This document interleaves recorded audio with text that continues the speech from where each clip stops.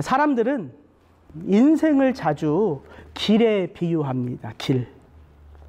근데 사람이 걷는 길에도 그 목적과 의미에 따라 걷는 스타일이 다를 수 있다는 것을 보게 됩니다. 매일 아침마다 저는 딸아이들을 학교에 데려다 줘요. 저에게는 참으로 행복한 길입니다. 물론 때때로 그 귀차니즘이 발동해서 아내에게 좀 부탁할 때도 있긴 있지만 저에게는 참 은혜의 순간들입니다. 지지난주 주은이가 방학을 하고 차가 아닌 걸어서 첫째 딸 다은이를 학교에 제가 한 주 데려다 줬어요. 이렇게 걸어서 학교에 갈 때에는 다은이의 손을 꼭 잡아줍니다. 그리고 집 문 앞에서 이 아이의 잠바에 옷깃을 이렇게 끝까지 올려줘요. 감기 걸리지 말라는 거죠. 내가 그만큼 너를 신경 쓴다. 이게 아버지의 친밀함을 가르쳐 주는 거예요. 손을 잡고 걸어가면서 우린 서로 이야기를 나누면서 깔깔대고 웃습니다. 근데 사실 그 내용은 별거 없어요. 제가 다은이한테 다은아 아빠 오늘 어때? 그럼 다은이가 핸섬 그러면 제가 깔깔대고 웃습니다. 다은이가 저에게 묻죠. 그럼 아빠 나는 어때? 그럼 제가 이렇게 얘기해줘요. Emily is a beautiful and wonderful and graceful. 딱 그러면 또 애가 깔깔대고 웃어요. 사실 살펴보면 별거 아닌 이야기인데 그렇게 딸아이와 같이 그 걷는 길은 우리에게는 행복한 길이에요. 그리고 하루의 기도를 그렇게 걸어가면서 하나님 앞에 올려드리면 어느덧 학교 앞에 도착합니다. 그 길은 제가 다른 사람을 주목하는 길이 아니에요. 우리 딸아이를 주목해서 걷는 길이에요. 제 앞을 스쳐 지나가는 사람들을 바라보며 그들과 대화하는 길이 아니라 제 온 집중은 딸아이에게 고정된 길입니다. 근데 여러분 한번 산책을 한번 생각해 보십시오. 저도 가끔 동네 한 바퀴를 산책할 때가 있어요. 그때는 좀 다릅니다.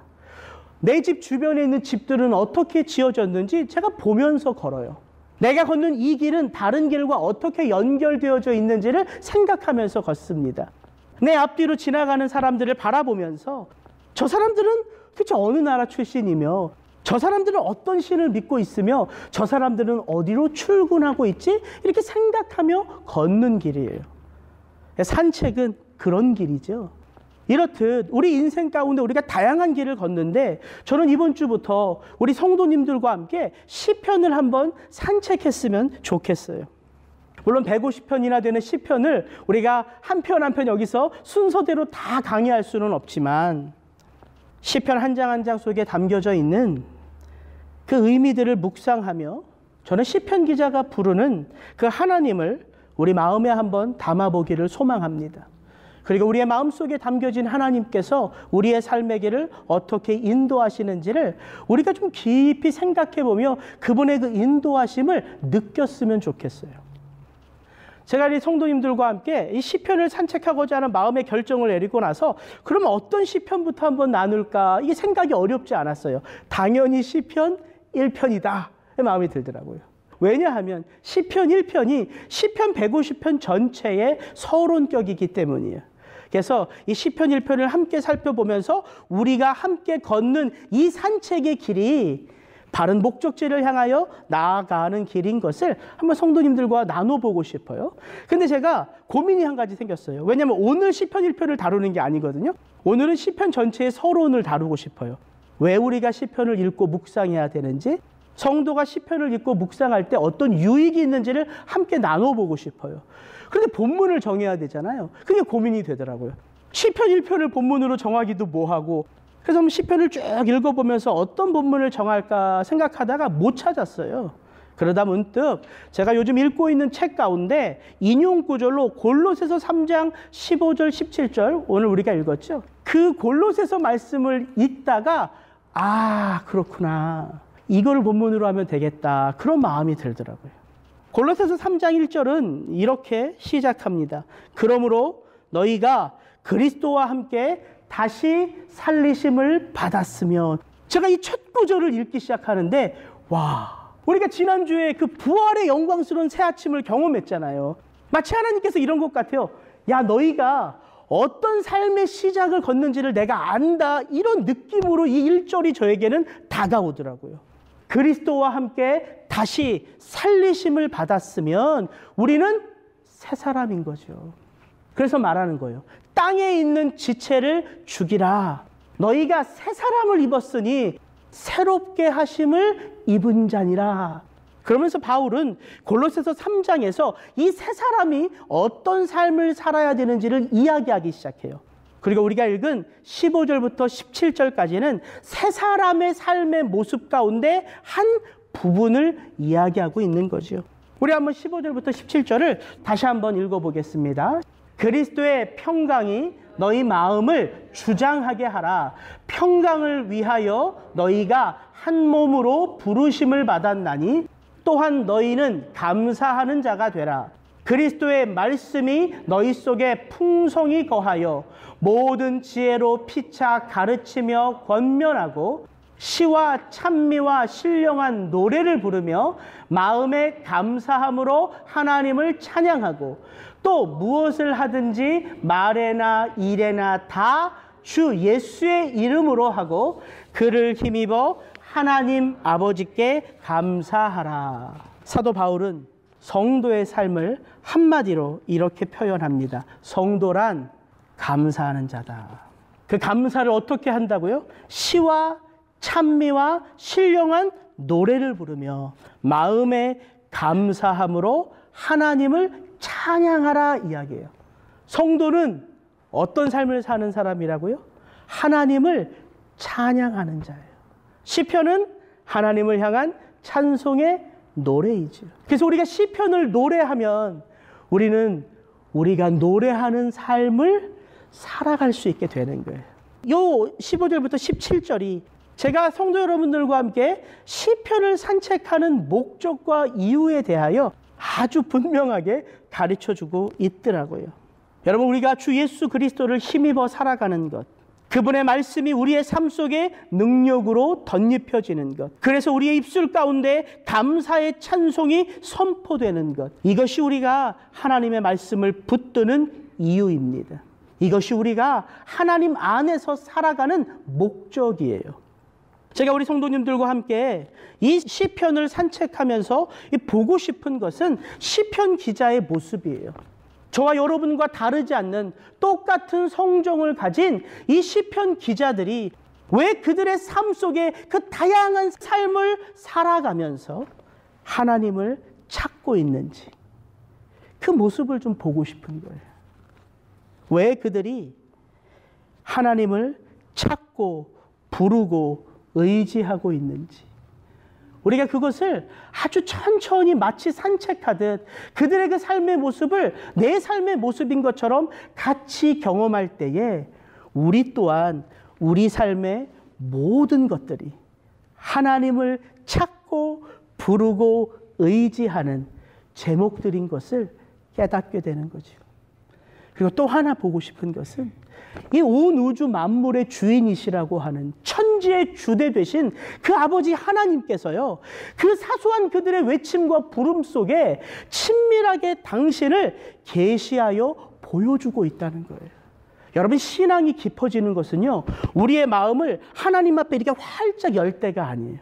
우리의 마음을 열 때 신앙이 깊어지는 게 아니라 우리의 마음이 하나님 앞에 열려질 때 하나님이 그 마음 속에 있는 모든 삶의 희노애락을 받으시고 우리에게 당신의 마음을 계시하여 보여주실 때예요.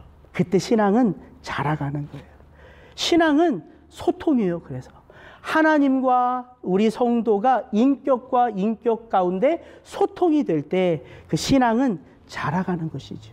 근데 이 시편 한 편 한 편들은 다른 어떤 말씀보다 이게 한 편 한 편이 독립된 노래이기 때문에 우리가 마치 지난 요나서를 1장부터 4장까지 몇 주에 걸쳐서 살펴본 것처럼 또 요즘 새벽기도 본문인 이사야서를 40장부터 66장까지를 4월달, 5월달 두 달 내내 깊이 생각해 보는 것과는 다른 묘미가 있다는 거예요. 한 편 한 편이 독립된 노래이기 때문에. 그래서 저는 우리 성도님들과 함께 하나님을 향한 이 시편 기자의 고백, 그리고 그 고백을 기쁘게 받으시고 그들을 향하여 당신을 보여주시는 그 하나님에 대하여 살펴보기를 원합니다. 오늘은 우리가 이 시편을 읽고 묵상할 때에 어떤 유익이 있는지, 또한 우리가 어떤 부분들을 생각하며 이 시편을 읽고 묵상해야 되는지 세 가지로 좀 성도님들과 나누기를 원합니다. 시편을 읽고 묵상하는 자들에게 주어지는 유익, 무엇보다 시편은요, 하나님을 예배하는 우리에게 하나님을 보여줍니다. 당연하죠. 그 당연한 것이 너무나 분명하게 시편 한 장 한 장 속에 담겨져 있습니다. 여러분, 시편의 장르는 뭘까요? 시편은 시예요. 근데 악기에 맞춰서 부를 수 있도록 지어진 시입니다. 운율이 있고 리듬이 있어요. 여러분, 시라는 것은요, 생각에 압축된 표현이죠. 생각을 압축해서 표현하죠. 그래서 시에는 비유적인 그리고 다양한 은유가 담겨져 있습니다. 또한 시편은요, 시이기 때문에 복잡한 내용을 설명하지 않아요. 한 이미지를 보여주면서 그 강력한 이미지가 하루 종일 몇 시간씩 설명해야 되는 것들을 그 이미지 하나로 우리의 마음속에 도전하는 것이, 그게 시라는 것의 특징입니다. 여러분, 다윗의 시편 23편 아시죠? 아마 성도님들 중에 가장 사랑하는 시편이 뭐냐고 아마 조사를 해보면 아마 1위가 아마 시편 23편일 거예요. 저는 목회자로서 이 시편 23편이요, 누구를 신방하든지 간에, 어떤 상황 속에 있는 성도님들을 신방하든지 간에 이게 참으로 유익한 시편인 것을 목회자로서 자주자주 경험합니다. 이제 막 태어난 아이의 부모를 이제 신방에서 기도할 때도 이 시편 23편은 너무나도 유익해요. 하나님의 생명의 선물로 주신 이 아이에 우리 하나님이 영원한 목자가 되어 달라는 그 기도가 참 기쁨의 기도고 감사의 기도지요. 이제 그 생명을 마무리하는, 정말 오늘 내일 이 땅에서의 모든 삶을 마무리하는 성도를 찾아가서도요, 이 시편을 통해서 성도님들을 위로할 때는 놀라운 위로와 평안함이 찾아오는 것을 경험하게 됩니다. 치열한 삶의 전쟁터 같은 직장에서 내가 하나님의 영광을 선포하는 자로 살아가기를 원하는 청년들에게도요, 이 시편 23편은 너무나 안성맞춤의 시편인 것을 느끼게 돼요. 왜일까요? 이 시편 23편을 통해서 우리는 너무나 친밀한 하나님 아버지를 만나기 때문이에요. 이게 시가 주는 놀라운 특징입니다. 저는 또한 시편 23편의 4절에 다윗이 고백한 이 한마디, 하여튼 묵상할 때마다 놀라워요. 내가 사망의 음침한 골짜기를 지날지라도. 사망의 음침한 골짜기가 도대체 어떤 곳인지를 설명하라고 그러면 못하겠어요.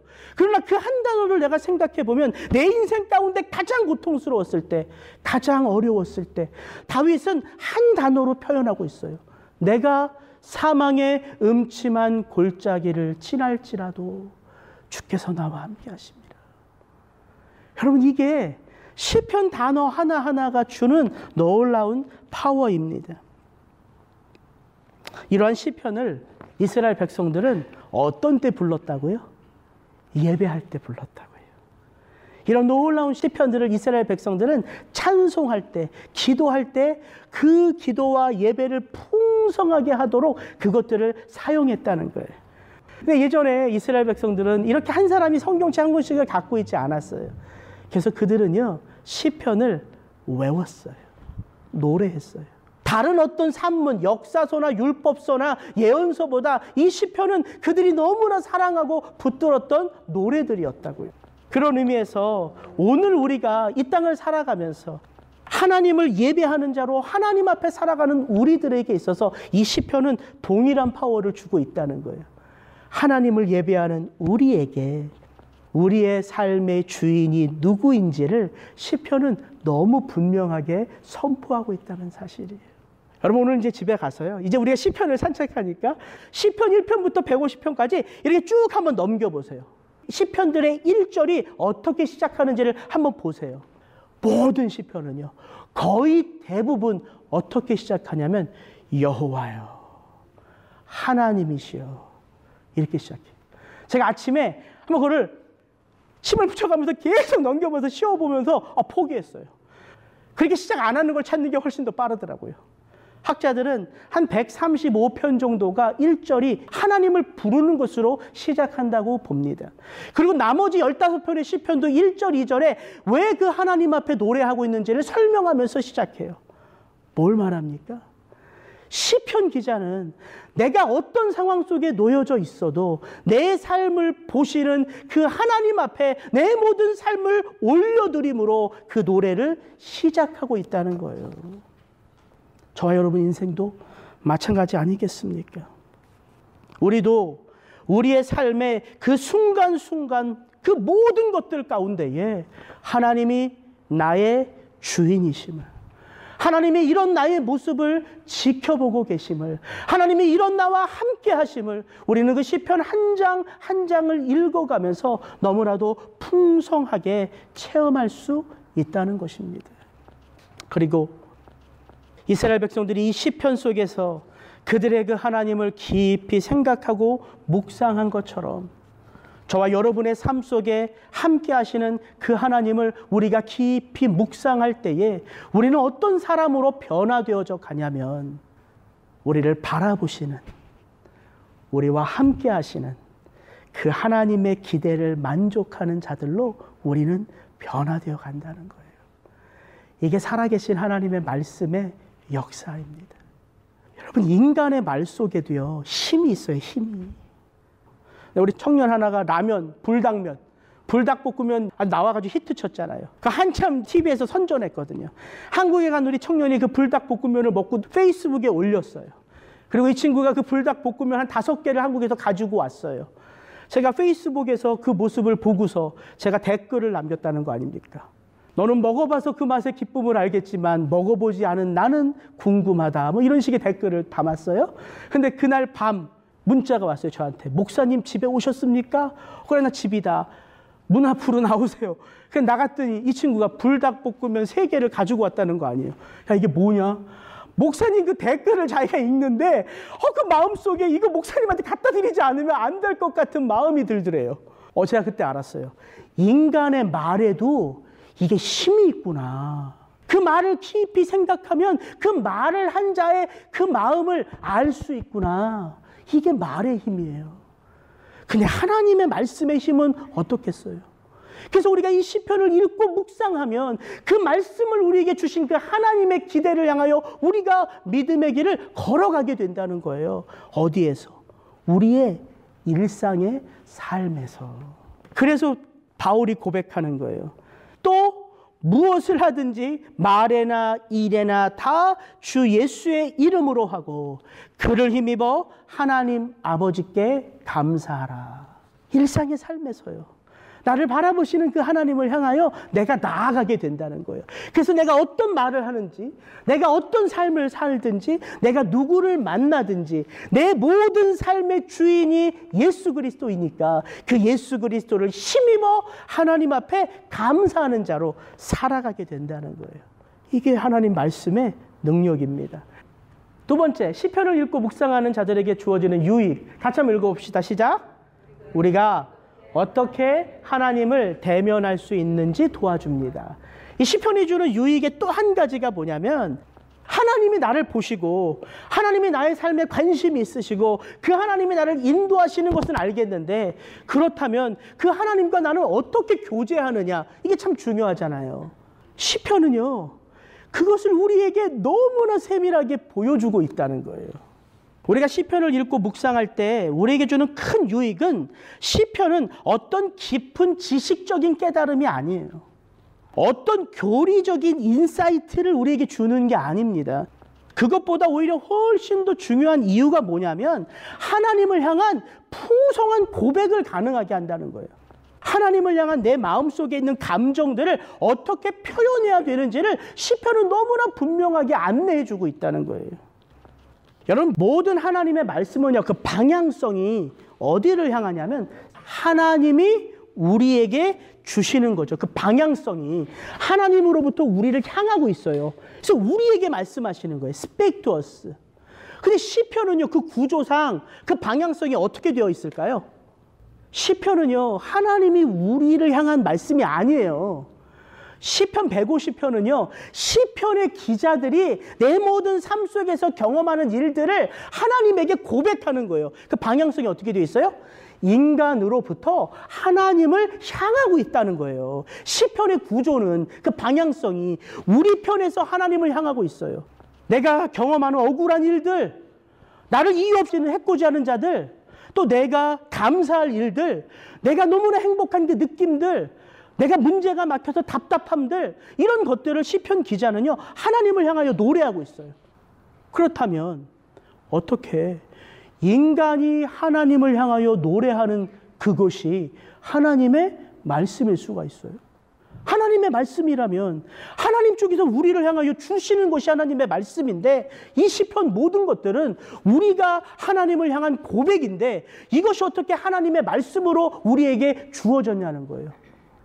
그래서 성경학자들이 저렇게 고백하는 거예요.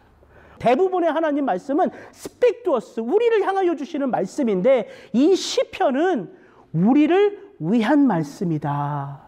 무엇을 말하냐면 하나님께서요, 그 시편 기자들의 모든 고백을 받으셨어요.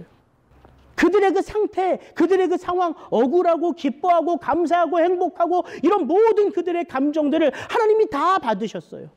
그리고서 우리에게 이게 하나님의 말씀이다라고 주셨어요. 그 말은 뭐예요? 이 시편을 읽는 그 누구도 시편 기자들처럼 그 하나님 앞에 우리의 마음을 여과 없이 다 드러내도 괜찮다는 허락이고 권면이고 축복인 거죠. 그래서 우리가 시편을 읽으면 우리의 마음을요, 어떻게 하나님 앞에 표현해내야 되는지를 깨달을 수 있어요. 나는 목사님 매일매일 기도하는 게 맨날 똑같은 기도라서 기도가 너무 재미가 없어요. 이렇게 말씀하시는 성도님들이 있다면 오늘부터 집에 돌아가셔서 매일매일 시편을 5편씩만 읽어보세요. 똑같은 기도를 해도 풍성한 표현이 가능할 거예요. 이게 시편의 유익입니다.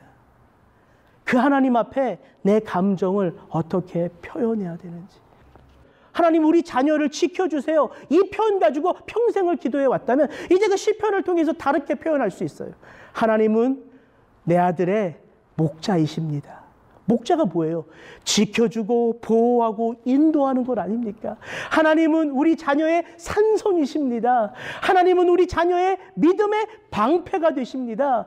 이런 다양한 고백들을 할 수 있다고요. 억울하면 억울한 대로, 아프면 아픈 대로, 기쁘면 기쁜 대로, 감사면 감사의 마음으로. 시편은 우리가 어떻게 그 하나님을 대면해야 되는지, 그 하나님 앞에 어떻게 나의 마음을 표현해내야 하는지 우리를 깊은 기도로 안내해 주고 있다는 사실이에요. 이게 시편이 주는 유익입니다. 마지막으로 다시 한번 읽어볼까요? 하나님이 행하신 일들의 의미를 되새기도록 우리를 안내합니다. 시편이 주는 유익 중에 한 가지가 뭐냐면 하나님이 우리의 삶 속에 행하신 그 놀라운 일들을 되새기게 해요. 묵상하게 해요. 여러분, 글이라는 것은 무슨 예언서, 율법서, 이런 복음서, 이런 글이라는 것은 전체를 다 읽어봐야지만 그 의미를 알 수 있잖아요. 근데 시편은요, 이 한 구절 한 절이 비유적이고 은유적이기 때문에 이게 계속해서 생각해보고 묵상해야 돼요. 여호와는 나의 목자시니 내가 부족함이 없으리로다. 이 한 구절만 한 주 내내 읽고 생각해도요, 그 목자가 주는 풍성한 의미들이 매일매일 순간순간 새로워져요. 이번 시편 산책을 통해서 제가 시편 23편은 안 할 거예요. 왜냐하면 시편 23편은 따로 할 거예요. 이렇게 한 구절을 묵상해도, 한 주 내내 그 한 단어를 묵상해도 우리의 삶 속에 하나님과 깊은 교제가 가능하다고요. 이게 시예요, 시. 하나님이 내게 행하신 그 놀라운 일들을 나로 깊이 생각하게 해요. 내가 지금 경험하는 이 안타까운 일들을 하나님 안에서 깊이 되돌아보게 한다고요. 이게 시편이에요. 생각하게 하고 묵상하게 하고 그 하나님과 깊이 교제하게 하는 그런 유익함과 축복이 우리에게 주어져 있습니다. 다윗이요, 시편 51편 보면 이게 다윗의 회개식 가운데 아주 유명한 시편이에요. 시편 51편이. 다윗이 이렇게 고백해요. 내가 죄악 중에서 출생하였으며 어머니가 죄 중에서 나를 잉태하였나이다. 그가 밧세바를 범하고 그의 남편인 우리아를 죽이고 나서 그가 나단 선지자의 질책을 받을 때에 다윗이 철저하게 자기 자신의 죄악을 깨달았습니다. 그래서 그가 고백하는 거예요. 내가 죄악 중에서 출생했고 어머니가 죄 중에서 나를 잉태하였나이다. 이것을 성경 교사가요, 다윗이 그 원죄의 깊은 의미를 체험했다, 이렇게 하면 이게 재미가 없는 거예요. 그걸 말하는 게 아니에요. 다윗이 이 시편을 고백할 때 이 시편 51편 5절은 내가 죄를 돌아보니까 이 죄가 얼마나 뿌리 깊이 내 속에 있었던 욕망인지를 깨달은 거예요. 마치 내가 엄마의 모태에서부터 이 죄악 가운데 태어난 것 같은 이 죄의 근원이 이렇게 무겁고 이렇게 악한 것이구나 고백하는 거예요. 다윗이요, 원죄로 태어났다 이거는 말하는 게 아니에요. 그럼 다윗의 어머니는 다윗을 출생하고 나서 기뻐한 게 아니라 내가 죄인을 출생했으니까 슬퍼하고 한탄했다 이런 말이 아니라고요. 무슨 의미인지 아시겠죠? 시편 한 구절 한 구절 속에는 내 삶에서 일어나는 그 삶의 의미들을 우리로 깊이 생각해 보게 한다고요. 다윗이 그 죄를 깊이 돌아보게 된 거예요. 그러면서 그가 누구를 찾습니까? 7절에 보니까 우슬초로 나를 정결하게 하소서 내가 정하리이다. 나의 죄를 씻어주소서 내가 눈보다 희리이다. 누구를 향한 고백이에요? 하나님을 향한 고백이에요. 시편은 이렇게 나 자신을 깊이 보게 하고 내 자신을 아무리 깊이 쳐다보고 깊이 생각해도 내게는 내 삶을 하나님을 기쁘시게 할 수 있는 능력이 없음을 깨닫고 나서는 누구를 온전히 찾게 될까요? 하나님을 온전히 찾게 됩니다. 시편 19편 다윗의 또 다른 시를 보면 그 시편 19편 1절은 이렇게 시작합니다. 하늘이 하나님의 영광을 선포하고 궁창이 그의 손에 하신 일을 나타내는도다. 하늘이 하나님의 영광을 선포하고 그 궁창 속에 하나님이 하신 일들을 표현해내고 있다. 이렇게 다윗이 하늘을 바라보며 노래하고 있어요. 하늘 어디에 있습니까?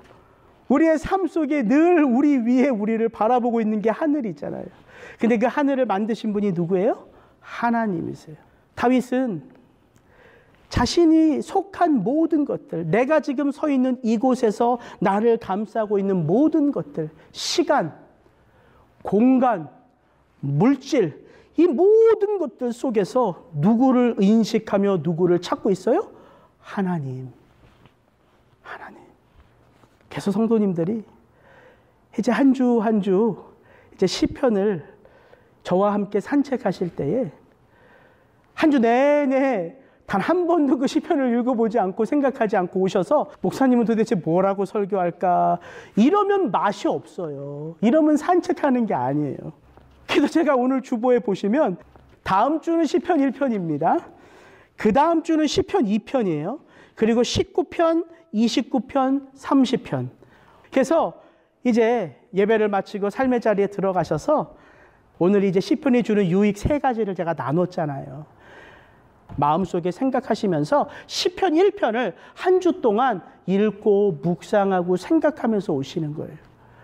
왜 하나님이 150편 전체의 첫 번째 시작을 복 있는 사람으로 시작하는지 그것들을 깨달아 보세요. 복 있는 자의 길과 악인의 길이 왜 나뉘어지는지 그것들을 한번 깊이 생각하면서 오신다면 내가 지금 복 있는 자의 삶을 살고 있는가 아니면 하나님을 믿는다고 하지만 악한 길에 서 있는가 알 수 있을 거예요. 여러분 이게 유익함입니다. 저는 저와 여러분들이 시편 한 편 한 편을 산책하면서 우리의 삶에 주어진 아주 작은 것이지만 그 안에 의미를 부여하는 훈련을 하셨으면 좋겠어요. 의미를 부여하는 훈련. 아주 작은 일이지만 거기 안에 하나님의 의미를 담아두면 그것은 평생 기억하는 일이 되는 거예요. 우리의 인생 가운데 너무나 큰 하나님의 축복을 경험해도요. 거기에 의미를 담아놓지 않으면요. 그냥 우리가 경험하는 사건이고 일에 불과한 거예요. 왜 시편이 유익한가 하면 그 시편 한 편 한 편 속에는 내 삶에 일어나는 이 일들을 시편 기자가 의미를 담아서 하나님 앞에 올려드린 거예요. 그리고 하나님이 그것을 받으시고 당신의 놀라운 사랑을 계시하여 보여주신 거예요. 그게 우리에게는 어떻게 되었어요? 하나님의 말씀으로 주어진 거예요. 뭐가 주어졌을까요? 의미가 돌아 내게 온 거예요. 의미가. 저는 저와 여러분들이 이제 이 시편 산책을 통해서 내 삶에 일어나는 그 의미들을 하나님 앞에 고백할 수 있는 그 훈련, 여러분 그게 예배 훈련이고 그게 기도 훈련이고 그게 말씀 훈련이에요. 그래서 이 시편 산책을 통해서 우리가 하나님의 말씀을 어떻게 붙들며 예배하고 기도할 수 있는지 그 훈련을 함께 나눠보기를 주의 이름으로 축복합니다. 같이 기도하시겠습니다.